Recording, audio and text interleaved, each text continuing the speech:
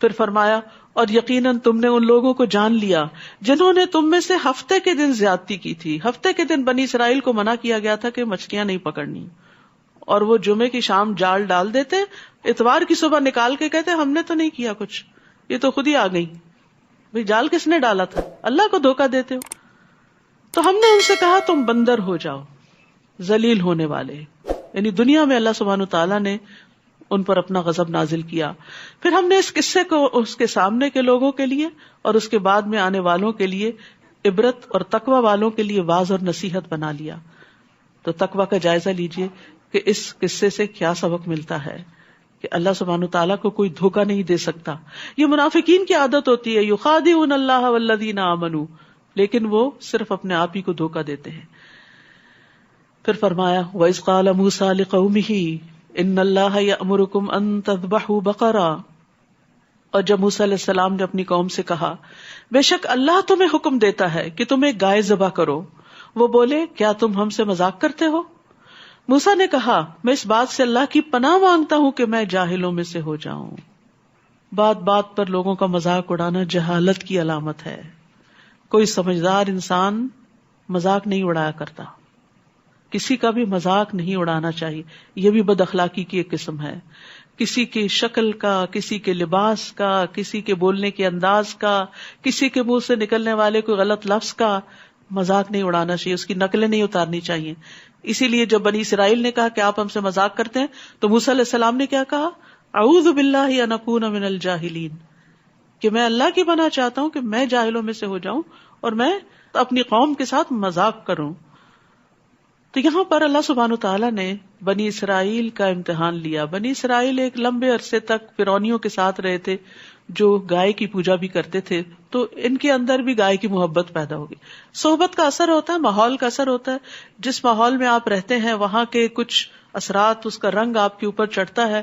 کچھ چیزیں جو آپ کو پہلے پسند نہیں ہوتی، جب دیکھتے ہیں سبھی پسند کر رہے ہیں تو آپ کے اندر سے بھی ناپسندیدگی کا عنصر نکل جاتا ہے. تو بنی اسرائیل کے ساتھ بھی کچھ یہی ہوا. تو ان کو خالص کرنے کے لیے اللہ نے ان کا امتحان لیا. یاد رکھیے آزمائشیں اور امتحان خالص کرنے کے لیے بھی آتے ہیں، بندے کو اللہ کے قریب کرنے کے لیے بھی آتے ہیں. تو بہرحال اللہ نے ان کو حکم دیا کہ گائے ذبح کرو، تاکہ پتہ چلے کہ ان کے اندر عبودیت کا جذبہ کتنا ہے، اللہ کی کتنی بات مانتے ہیں اور اپنی خواہش کو کتنا قربان کر سکتے ہیں. تو یہ بات انہیں بڑی گراں گزری. ایسا ہی ہوتا ہے نا، جب اللہ تعالیٰ کا کوئی حکم آتا ہے اور اس پر عمل کرنا ہمیں مشکل لگتا ہے تو ہم اس کے اوپر سوال پہ سوال شروع کر دیتے ہیں تاکہ کسی طرح یہ ٹل جائے. حالانکہ جو حکم ہے وہ تو اپنی جگہ ہی ہے، وہ کیسے ٹل سکتا ہے. تو یہاں پر آپ دیکھیے کہ بنی اسرائیل بھی سوال پہ سوال کریں گے تاکہ انہیں گائے ذبح نہ کرنی پڑے، لیکن بالآخر انہیں کرنی ہی پڑی. انہوں نے کہا اپنے رب سے ہمارے لیے دعا کرو. خود نہیں دعا کی، موسیٰ سے کہا آپ دعا کرو. آج ہماری امت کا بھی یہی حال ہے، خود نماز نہیں پڑھیں گے، خود دعا نہیں کریں گے، لیکن ہر دوسرے شخص کو کہیں گے دعا میں یاد رکھیے، ہمارے لیے بہت زیادہ دعا کیجیے، دعا کیجیے، دعا کیجیے. یعنی اتنا تقیہ کلام ہو گیا ہمارا. کیا ہم خود بھی اتنی زیادہ دعا کرتے ہیں؟ کبھی سوچنا چاہیے.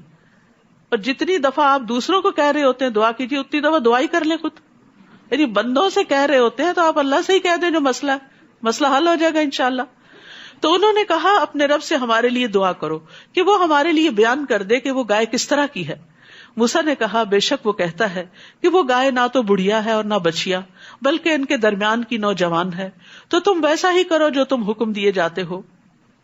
یعنی بات سنتے ہی مان لو. فرشتوں کی صفت ہے نا کہ اللہ کی نافرمانی نہیں کرتے، بس جو حکم ملتا ہے دوڑ پڑتے ہیں. صحابہ کرام بھی ایسے ہی تھے، نبی صلی اللہ علیہ وسلم کا حکم سنتے ہی دوڑ پڑتے تھے. ابو جری جابر بن سلیم کہتے ہیں کہ میں نے ایک شخص کو دیکھا کہ لوگ اس کی بات بہت سنتے ہیں اور بہت مانتے ہیں، جو بھی وہ کہتے ہیں وہ فوراً قبول کر لیا جاتا. میں نے پوچھا یہ ہیں کون، یعنی جن کی اتنی اطاعت کی جا رہی ہے؟ لوگوں نے بتایا یہ اللہ کے رسول ہیں صلی اللہ علیہ وسلم. صحابہ کرام کا نبی صلی اللہ علیہ وسلم کے ساتھ یہ طرز عمل تھا، اتنے زیادہ آپ سے محبت کرتے تھے اور آپ کی باتوں کی اطاعت کرتے تھے. لیکن بنی اسرائیل کو اللہ کا حکم ملا، موسیٰ علیہ السلام کی طرف سے ہدایات ملی، لیکن وہ ماننا نہیں چاہتے تھے. آج ہم اپنے آپ کو دیکھیں، ہم کس کی پیروی کر رہے ہیں، صحابہ کرام کی یا بنی اسرائیل کی جو اپنے پیغمبر کے ساتھ ایسا سلوک کر رہے تھے. انہوں نے کہا تم اپنے رب سے ہمارے لیے دعا کرو. دوبارہ وہی بات کہی کہ وہ ہمارے لیے بیان کر دے کہ اس کا رنگ کیسا ہے. موسیٰ نے کہا بے شک وہ فرماتا ہے کہ وہ گائے گہرے زرد رنگ کی ہے, اس کا رنگ چمکتا ہے جو دیکھنے والوں کو خوش کر دیتا ہے. لیکن ابھی بھی تسلی نہیں ہوئی, پھر آ گئے. انہوں نے کہا تم اپنے رب سے ہمارے لیے دعا کرو, وہ ہمارے لیے بیان کر دے, کھول کے بتا دے وہ کس طرح کی ہے. بے شک سب گائیں ہمیں ایک دوسرے سے مشابہ معلوم ہوتی, اور بے شک اگر اللہ نے چاہا تو ہم ضرور راہ پانے والے ہیں. یہاں انشاءاللہ کہہ دیا, اسی وجہ سے پھر وہ گائے مل بھی گئی ان کو, جو بڑی بھاری قیمت دے کے لینی پڑی. موسیٰ علیہ السلام بھی ان کے سوالوں سے اکتائے نہیں, یہ نہیں کہا جاؤ جاؤ بس میں مزید نہیں بات کروں گا. جو وہ پوچھتے گئے بتاتے گئے. کہا بے شک وہ اللہ کہتا ہے وہ گائے کام کرنے والی نہ ہو کہ زمین میں ہل جوتتی ہو اور نہ کھیتی کو پانی پلاتی ہو, صحیح سلامت ہو کہ اس میں کوئی داغ نہ ہو, خوبصورت بھی ہو. کہنے لگے اب تم حق لائے ہو. یہ کیا مزید کوئی سوال رہا نہیں تھا. بس انہوں نے اسے ذبح کیا اور لگتا نہ تھا کہ وہ ایسا کریں گے. موسیٰ علیہ السلام نے تو پہلی بار ہی حق بیان کر دیا تھا کہ اللہ نے حکم دیا ایسا کرو, لیکن یہ ان کی جہالت تھی کہ وہ ان کو حق نہیں لگا. لیکن اپنی حجت بازیوں کے بعد جو بات سامنے آئی اب ان کو حق محسوس ہوئی.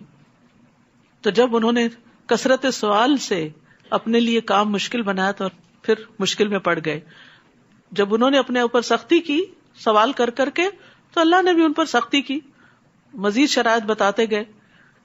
یہ گائے کیوں نہیں ذبح کرنا چاہتے تھے؟ کیونکہ یہ سمجھتے تھے کہ گائے ذبح کرنے سے کوئی آفت آ جائے گی, کوئی مصیبت پڑ جائے گی, کیونکہ ان کے دل میں گائے کی تقدس, اس کے احترام کا خیال تھا. تو معاملہ اس کے بالکل برعکس ہوا. انہی دنوں ان کی بستی میں ایک واقعہ پیش آیا کہ ایک شخص کو کسی نے قتل کر دیا اور قاتل کا کوئی پتہ نہیں مل رہا تھا. تو آپس میں ایک دوسرے پہ الزام تراشی ہو رہی تھی, لڑائی جھگڑا ہو رہا تھا. موسیٰ علیہ السلام کو اللہ تعالیٰ نے حکم دیا اور پھر انہوں نے آگے انہیں بتایا کہ تم اس گائے کا ایک حصہ جو ہے اس مقتول کے جسم پہ مارو. تو ایسا ہی کیا گیا. تو مقتول اٹھ کے بیٹھ گیا اور اس نے کہا مجھے فلاں نے قتل کیا. تو یہ گائے کا ذبح کیا جانا ان کے لیے باعث رحمت ہو گیا. تو اس سے کیا پتا چلتا ہے کہ انسان توہمات سے نکلے, جو اللہ تعالیٰ نے احکامات دیے ان کو خوشی سے کرے, کبھی نقصان نہیں ہوگا. وَإِذْ قَتَلْتُمْ نَفْسًا فَادَّارَأْتُمْ فِيهَا وَاللَّهُ مُخْرِجٌ مَا كُنتُمْ تَكْتُمُونَ. اور جب تم نے ایک شخص کو قتل کر دیا پھر تم اس کے بارے میں باہم جھگڑنے لگے اور اللہ اسے ظاہر کرنے والا تھا جو کچھ تم چھپا رہے تھے. تو ہم نے کہا اس مقتول کو اس گائے کے بعض حصے سے ضرب لگاؤ, اسی طرح اللہ مردوں کو زندہ کرے گا اور وہ تمہیں اپنی نشانیاں دکھاتا ہے تاکہ تم عقل سے کام لو. یعنی یہ اللہ کی نشانی تھی. ثم قست قلوبکم من بعد ذلک فہی کالحجارہ او اشد قسوہ. پھر اس کے بعد تمہارے دل سخت ہو گئے گویا وہ پتھروں کی طرح ہیں, یا ان سے بھی زیادہ سخت, پتھروں سے بھی سخت.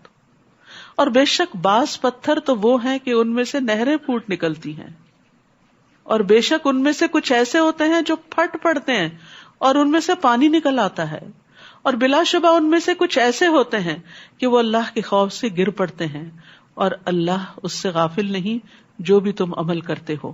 یہاں دراصل 3 طرح کے پتھروں کی بات کی گئی جو 3 طرح کے انسانوں کو ریپرزینٹ کر رہے ہیں. پہلی قسم کے پتھر کیسے ہیں کہ جن سے نہریں پھوٹ نکلتی ہیں, اور یہ ایسی جگہوں پر ہوتا ہے جہاں پر زمین کے اندر بہت سا پانی جمع ہو جاتا ہے اور وہ اتنا زیادہ ہو جاتا ہے کہ اوور فلو کرنے لگتا ہے اور وہاں سے اسپرنگز پھوٹ پڑتے ہیں. تو بعض لوگ ایسے ہوتے ہیں کہ جن کے اندر خیر جمع ہوتی جاتی ہے, وہ نالج ایکیومولیٹ کرتے رہتے ہیں, علم حاصل کرتے رہتے ہیں, ان کے اندر نیکی کے جذبات ابھرتے رہتے ہیں, دین سے محبت آتی جاتی حتیٰ کہ وہ پھر ایسے نکلتی ہے کہ نہروں کی طرح, جس سے بے شمار لوگ فائدہ اٹھاتے ہیں. تو پتھروں کے بھی بہت فائدے ہیں, یعنی کچھ لوگ اس خیر کے حامل ہوتے ہیں. کچھ راکس ایسی ہوتی ہیں کہ جو پانی جذب کرتی رہتی ہیں اور ان کے اندر پانی چلا جاتا ہے, بڑی بڑی راکس ہوتی ہیں, اور جب ان کو کوئی بڑی چوٹ لگتی ہے, کوئی زلزلہ آتا ہے یا کوئی ایسا چیز ہوتی ہے تو ان کے اندر کریک ہو جاتے ہیں. جب کریک ہوتے ہیں تو ان کے اندر سے پانی پھوٹ نکلتا ہے اور چشمے بہہ جاتے ہیں. تو کچھ لوگ ایسے ہوتے ہیں جو جذب کرتے رہتے ہیں خیر کو, علم کو, لیکن وہ ذرا اور ڈیپ ڈاؤن اندر ہی ہوتا ہے, جلدی سپرنگز کی طرح باہر نہیں آتا, پہلی قسم کی طرح نہیں ہوتا. لیکن جب ان کی زندگی میں کوئی حادثہ آتا ہے, کوئی چوٹ پڑتی ہے, کسی چیز کی ضرب ان کو لگتی ہے, تو وہ کریک آتا ہے تو وہ ان کی خیر باہر آ جاتی ہے. اور تیسری قسم کے پتھر کون سے ہوتے ہیں کہ جب لینڈ سلائڈنگ ہوتی ہے, جب کوئی زلزلہ وغیرہ آتا ہے یا گریویٹیشنل پل کی طرف کوئی پتھر لڑکنے لگتا ہے تو وہ اللہ کی خشیت سے لڑک رہا ہوتا ہے.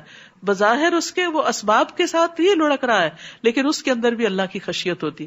تو کچھ لوگ ایسے ہوتے ہیں کہ جو راکس کی طرح, پتھروں کی طرح بہت سٹبن نظر آ رہے ہوتے ہیں, لیکن پھر ان کے دل میں جب اللہ کا خوف آتا ہے تو اللہ کے آگے جھک جاتے ہیں, گناہوں سے توبہ کر لیتے ہیں. تو پتھر بھی آنسو بہاتے ہیں, پتھر بھی خیر پہنچاتے ہیں, پتھر بھی پانی نکالتے ہیں, اور پانی زندگی ہے, پانی سے ہر زندہ چیز پیدا ہوئی ہے. تو اسی طرح انسانوں کے بارے میں ججمنٹل نہیں ہونا چاہیے. ہو سکتا ہے آپ کا کوئی بچہ آپ کو راک کی طرح نظر آتا ہو کہ وہ آپ کی باتیں سن کے کوئی ری ایکشن ظاہر نہیں کر رہا, کہیں سے اثر نہیں نظر آ رہا کہ اس کے اندر کوئی خیر ہے. لیکن کیا ہوتا ہے کہ فیملی میں کسی کی ڈیتھ ہو جاتی ہے یا آپ تربیت کرنے والے ہی دنیا سے چلے جاتے ہیں تو وہ ٹوٹ پڑتے ہیں اور ان کے اندر کی خیر باہر آتی ہے اور وہ بہترین انسان بن جاتے ہیں. تو کبھی بھی مایوس نہ ہو, خیر کے کام کرتے چلے جائیں. یہاں سے تربیت اولاد کی ٹپس لیں کہ آپ اچھے انسان تھے, آپ کو خیر ملتی رہی, اب آپ خیر بانٹنا شروع ہو گئے, لیکن ابھی آپ کے بچے اس معیار پہ نہیں. یعنی جو ماں دین کی طرف آ جاتی ہے اس کا کیا دل چاہتا ہے کہ بس بچے فوراً نمازی ہو جائیں, فوراً وہ مسجد جانا شروع کر دیں, وہ قرآن سمجھ لیں, وہ یہ کریں وہ کریں, نیکی کے بڑے بڑے کام کریں. لیکن بظاہر یوں لگتا ہے خون جگر جلا رہے ہیں, اثر کچھ ہو نہیں رہا. بالکل مایوس نہیں ہونا, وہ ابھی جذب کر رہے ہیں. ایک وقت آئے گا کہ وہ خیر باہر نکلے گی. خیر ہی لاتی ہے, خیر سے شر نہیں نکلتا. اگر آپ خیر بانٹ رہے ہیں, دوسروں کو دے رہے ہیں, گھر والوں کو دے رہے ہیں, آپ کا معاملہ اچھا ہے, آپ کا اخلاق اچھا ہے, آپ ان کی خیر خواہی چاہتے ہیں, تو یہ کیسے ہو سکتا ہے کہ ان کے اندر سے شر پھوٹے؟ آپ خیر کرنے والے رہیں, یعنی نیکی چھوڑے نہیں. یہ نہیں کہ بہت دعائیں مانگ لی اب تو دعا قبول نہیں ہوتی, اتنا کچھ بتایا, اتنا کچھ سمجھایا, وہ میری تربیت کا کیا ہوا, وہ سب کچھ کہاں گیا, لگتا ہے کچھ فائدہ نہیں, بس میرا خیال ہے کہ میں اب اس کام سے باز ہی آؤں. نہیں, چھوڑنا نہیں, خیر عام کرتے جانا ہے, خیر کا ماحول گھر میں پیدا کرنا ہے. جو پتھر پانی جذب نہ کرے وہ نکالیں گے کہاں سے؟ تو پتھروں کی طرح سٹبن ہی صحیح, لیکن ان میں بھی خیر ہوگی انشاءاللہ. لیکن کچھ لوگ ایسے ہوتے ہیں کہ جو اس سے آگے کے درجے پہ چلے جاتے ہیں, کہ جو اللہ کے آگے جھکتے نہیں, اللہ کی خشیت ان کے اندر نہیں آتی. تو اللہ تعالیٰ سے ہمیں دعا کرنی چاہیے کہ یا اللہ تو ہمارے دلوں کو سخت نہ کرنا, اور ہمیں اپنی آیات سے, اپنے قرآن سے نصیحت حاصل کرتے رہنے کی توفیق عطا فرمانا, اور ہمیں ہماری خواہشات کے شر سے بچانا. ابن قیم کہتے ہیں دل کو بگاڑنے والی 5 چیزیں ہیں. یعنی دل کہاں سے خراب ہوتے ہیں, کیونکہ یہاں دلوں کو پتھروں سے تشبیہ دی گئی ہے نا. دل کو بگاڑنے والی 5 چیزیں ہیں. لوگوں سے زیادہ گھل مل کے رہنا, ہر وقت سوشلائز کرنا, ہر وقت لوگوں کے بیچ میں ہونا. اس سے کیا ہوتا ہے کہ منہ سے کبھی کوئی بات نکلتی, کبھی کوئی. دوسرے خواہش پرستی, صرف وہ کام کرنا جو دل کو اچھے لگے. پھر اللہ کے علاوہ سے دلی تعلق زیادہ رکھنا, یعنی اللہ سے بڑھ کے کسی سے محبت کرنا. زیادہ کھانا, زیادہ سونا, یہ چیزیں دل کو بگاڑ دیتی ہیں. اور پھر جب دل بگڑ جاتا ہے تو جیسے انسان کا معدہ بگڑ جائے نا, وہ سونا بھی کھا لے تو اس کو فائدہ نہیں ہوتا, وہ ڈائجسٹ ہی نہیں کرتا. تو اسی طرح جب دل بگڑ جاتا ہے تو اچھی سے اچھی بات اس دل پہ پھر اثر نہیں کرتی. پھر فرمایا افتطمعون ان یؤمنوا لکم, کیا بھلا تم امید رکھتے ہو کہ وہ تمہاری بات مان لیں گے؟ یعنی بنی اسرائیل سے تم امید رکھتے ہو کہ وہ محمد صلی اللہ علیہ وسلم کو مان جائیں گے, تمہاری کتاب کو مان جائیں گے. حالانکہ ان میں سے ایک فریق کے لوگ اللہ کا کلام یعنی تورات سنتے ہیں, پھر اس کو سمجھ لینے کے بعد وہ اس میں تحریف کر دیتے ہیں. انہوں نے تو اپنی کتاب کو بدل ڈالا ہے, حالانکہ وہ جانتے ہیں. اور جب وہ ان لوگوں سے ملتے ہیں جو ایمان لائے تو کہتے ہیں ہم بھی ایمان لائے. اور جب وہ آپس میں ایک دوسرے کے ساتھ اکیلے ہوتے ہیں تو کہتے ہیں کیا تم ان کو وہ باتیں بتا رہے ہو جو اللہ نے تم پر کھولی ہیں, تاکہ وہ اس کے بارے میں تمہارے رب کے ہاں تم سے حجت کریں؟ کیا پھر تم عقل سے کام نہیں لیتے؟ کیا بھلا یہ لوگ نہیں جانتے کہ بے شک اللہ سب جانتا ہے, جو وہ چھپاتے ہیں اور جو کچھ وہ ظاہر کرتے ہیں. اور ان میں سے بعض ان پڑھ ہیں جو کتاب کا علم نہیں رکھتے. کس کو ان پڑھ کہا جا رہا ہے؟ آیت نمبر 78, وَمِنْهُمْ أُمِّيُّونَ لَا يَعْلَمُونَ الْكِتَابَ. ان میں سے کچھ امی ہیں، ان پڑھ ہیں، جو کتاب کا علم نہیں رکھتے. الکتاب کا، اللہ کی طرف سے آئی ہوئی کتاب کا علم نہ رکھنا انسان کو جاہل بنا دیتا ہے. دنیا کی بڑی سے بڑی ڈگریاں بھی آپ کے پاس ہوں، لیکن اگر آپ کو نہیں پتا آپ کے رب نے آپ کے لیے کیا حکم دیا ہے تو یہ سراسر جہالت ہے. فرمایا اور ان میں سے بعض ان پڑھ ہیں جو کتاب کا علم نہیں رکھتے سوائے جھوٹی آرزوؤں پر بھروسے کے، اور وہ صرف گمان سے کام لیتے ہیں، یعنی ان کے علم کی بنیاد ان کا گمان ہوتا ہے یا صرف دنیا کے تجربات ہوتے ہیں. فویل للذین یکتبون الکتاب بایدیہم، تو ہلاکت ہے ان لوگوں کے لیے جو اپنے ہاتھوں سے کتاب لکھتے ہیں پھر کہتے ہیں یہ اللہ کی طرف سے ہے تاکہ اس کے بدلے معمولی قیمت لے لیں. بس ہلاکت ہے ان کے لیے بوجہ اس کے جو ان کے ہاتھوں نے لکھا، اور ہلاکت ہے ان کے لیے بوجہ اس کے جو وہ کمائی کر رہے ہیں. اور وہ کہتے ہیں ہمیں دوزخ کی آگ ہرگز نہیں چھوئے گی مگر گنتی کے چند دن. عقائد کی خرابی.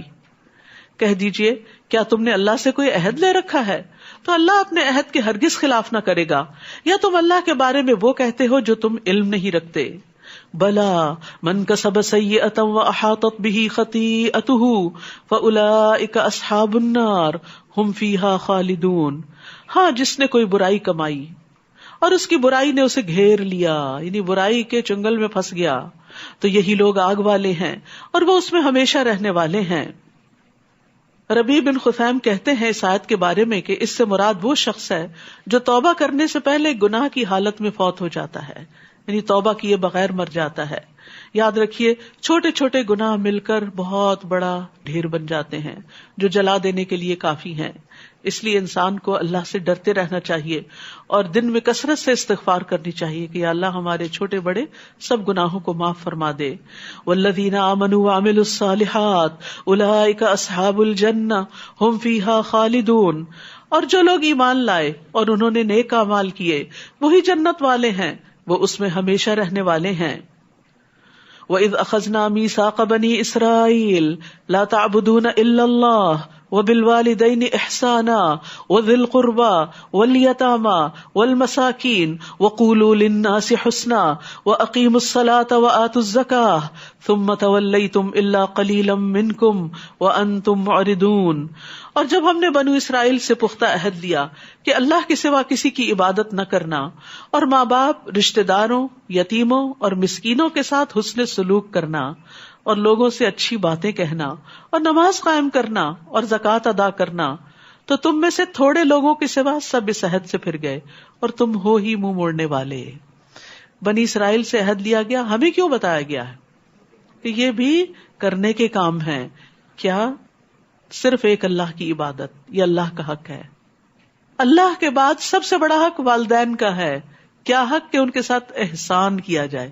اور احسان برابر کے جوابی بدلے کو نہیں کہتے کہ جیسا سلوک وہ کریں ویسا تم ان سے کرو.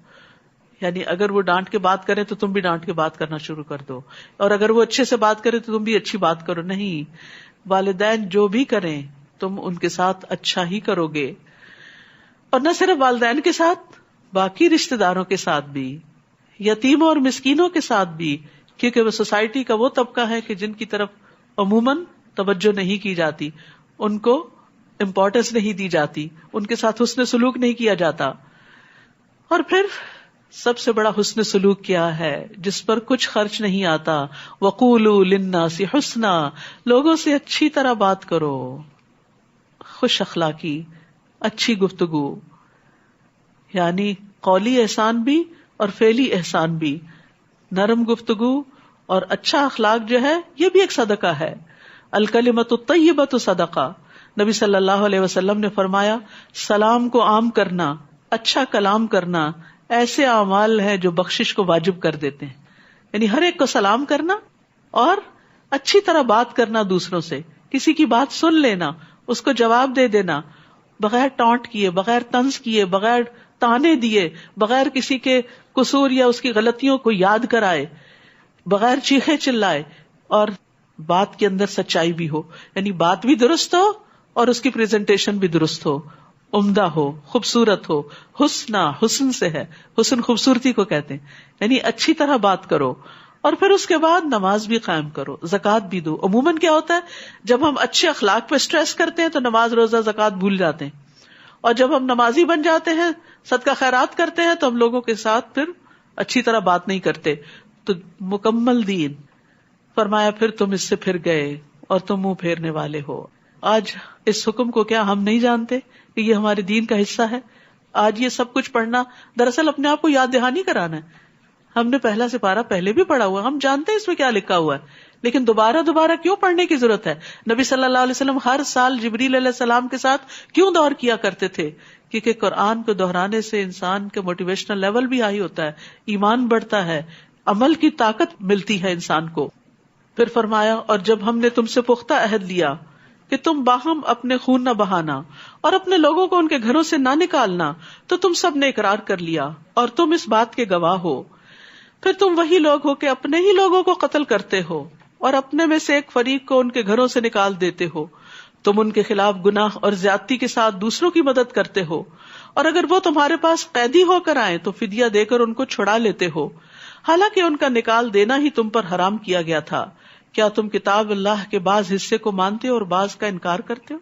یہ نہ بنی اسرائیل کو اجازت تھی اور نہ ہم کو کہ کتاب کا بعض حصہ لے لیں اور بعض کو چھوڑ دیں، صرف پسند کی چیزیں پک اینڈ چوز کر لیں. جو تم میں سے ایسا کریں گے ان کی سزا اس کے سوا اور کیا ہو سکتی ہے کہ دنیا کی زندگی میں رسوائی ہو اور قیامت کے دن وہ شدید ترین عذاب کی طرف لوٹائے جائیں. اور جو کام تم کرتے ہو اللہ اس سے ہرگز غافل نہیں. تو ایمان کا تقاضا کیا ہے کہ انسان پورے کا پورا دین میں داخل ہو، اپنے آپ کو پورے کا پورا اللہ کے سپرد کر دے. یہی وہ لوگ ہیں جنہوں نے آخرت کے بدلے دنیا کی زندگی خرید لی، بس نہ ان سے عذاب ہلکا کیا جائے گا اور نہ ہی وہ مدد دیے جائیں گے. اور بے شک ہم نے موسیٰ علیہ السلام کو کتاب دی اور اس کے بعد پے در پے رسول بھیجے، اور عیسیٰ ابن مریم کو کھلی نشانیاں دی، اور روح القدس جبریل علیہ السلام کے ذریعے ان کی تائید کی.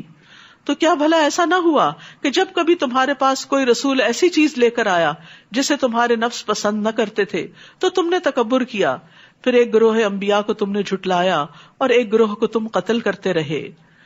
یعنی یہ دیکھیے کہ بنی اسرائیل کا اخلاقی زوال کس درجے کو پہنچا کہ انبیاء تک کو قتل کرنا شروع کر دیا.